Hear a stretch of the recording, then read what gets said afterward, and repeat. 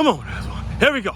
Aswand Cruickshank, your one and only Move Swiftly speaker, checking in for a daily Move Swiftly thought, giving you a perspective on teamwork that you will not get anywhere else. Came up a few times this week, recording this Thursday, May 9th, 2024. And this came up amongst the students, the elementary school students in which I teach. Came up yesterday when I was around a group of very well-off, well-to-do adults with my trash talking trackies and my run group. It comes up regularly every single, whether even for the people who this may be your first time listening to me, your first time meeting me. Nice to meet you virtually, by the way. All right, the name, Aswand Cruickshank. Aswand Cruickshank. There was a discussion yesterday amongst the run group I run with about, I always mispronounce your name. And they said it in a most polite, they weren't being arrogant or assholes about it or anything like that. But there's the name mispronounced, and the crazy thing about that is I've been going to these track workouts for a whole year, and it now comes up that, hey, a lot of them have a difficult time pronouncing my name.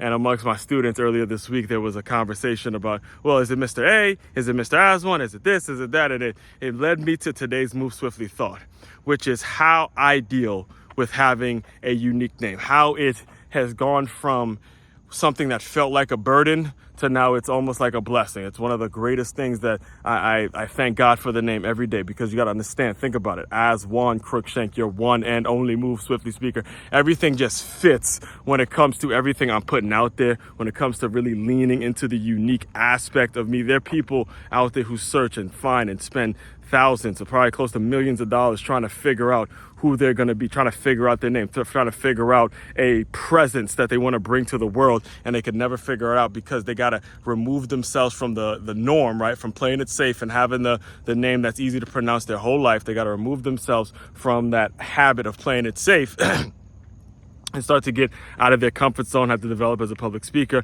have to put on a persona, have to create something new that makes them stand out from the crowd. And again, I don't have to do that. I don't have that problem. I'm just being the same person I've been my entire life, Aswand Cruickshank. And let me tell you, now again, I will do a full podcast episode on this, and I'll probably write an article on this very topic, because it is going to require me to flesh out a lot of wounds, flesh out a lot of mean and nasty things that have been said to me throughout my childhood.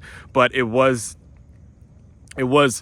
one teacher who brought it to my attention that having this unique name, sort of being this guy that gets teased, or sort of being this guy that gets brushed off. It was one teacher that had me look at this as a blessing, all right? It was my senior year in high school, and Mr. Mike Hibbs, who was also the varsity basketball coach at Good Counsel High School, he recommended a book by the name of Invisible Man by Ralph Ellison. Very, very powerful read, right? And I reread that book after high school, after college. I graduated college, reread the book, and because it's written in really old English terms, I read it with Cliff Notes, and I was getting the meaning behind it and the whole thing, and I swear to you on everything, it felt like I was reading my biography when it comes to the message of the actual book. All right, the book is about a young black boy who goes through the entire book nameless, no one knows his name, but he's going through all of these things, going through people mistreating him, going through people teasing him, going through people,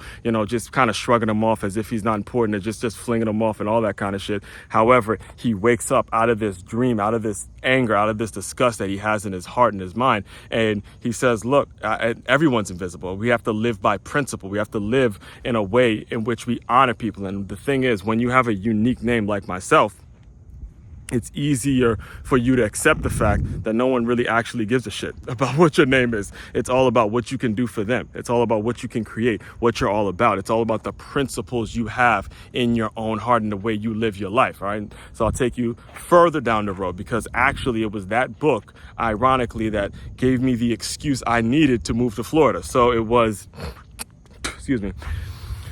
about 6 or 7 years ago from this time, in which I was working for a company named One-on-One Basketball. I'd go and I basically teach sports. It was basically a contracted position to go teach sports, little elementary school, stuff like that. And the founder of that company was a guy named Neil Phillips. All right, so remember that name. Neil Phillips was a athletic director at Landon School, which is in Maryland, and he had left to go build his own school in Sarasota, Florida. And guess what the name of that school was?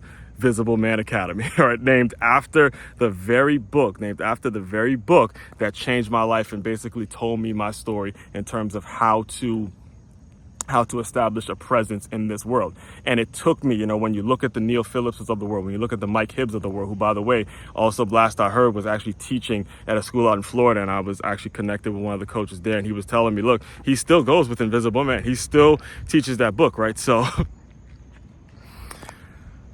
the main point, the main takeaway is I found my way through being an author, through being a thought leader, through being the person that's going out there putting out intellectual property, because I see how powerful it can be. All right. So this is really actually for all my thought leaders out there, all my authors, all the people that are out there just trying to figure out a way to lean into what makes them unique.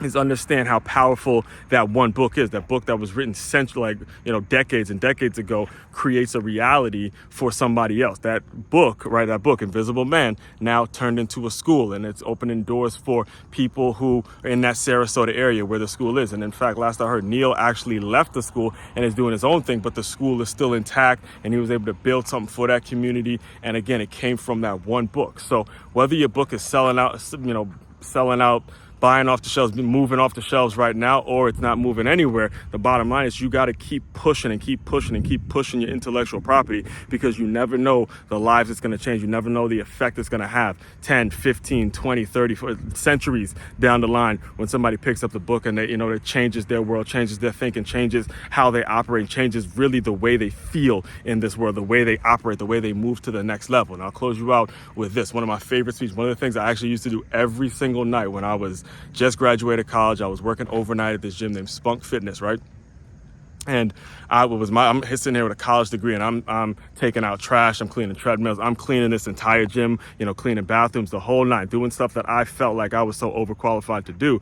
I would pop in President Barack Obama's 2004 DNC speech, and I would listen to him talk about how we have to eradicate the slander that says a black youth with a book is acting white. But also in that same speech, he said, look, that America is the only place where a skinny kid with a funny name, and has a place for him too, right? It's like your name could be no barrier for success or whatever it is. And I might have misquoted it, but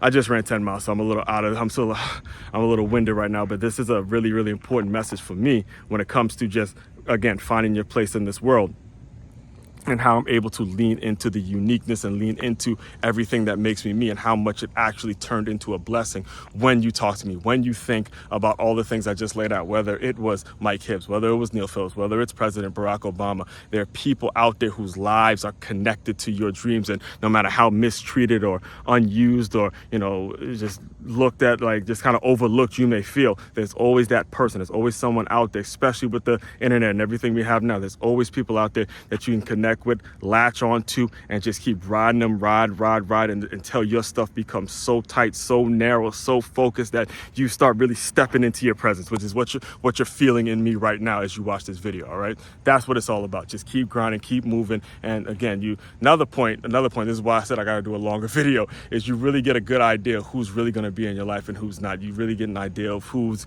going to be arrogant, who's not, all that kind of stuff. So again, stay on the lookout for this, because I'm going to have a whole lot more to say about it, because it comes up over and over again. So I'll put out some more material about this very concept. All right. Main website, however, to check out to dive deeper into all my work, makeyourmove.com. That's MakeYaMove.com. It's a one-stop shop for your teamwork and your self-development needs. Aswand, Cruickshank, your one and only Move Swiftly speaker, checking out. You guys continue to move swiftly. We will talk more soon.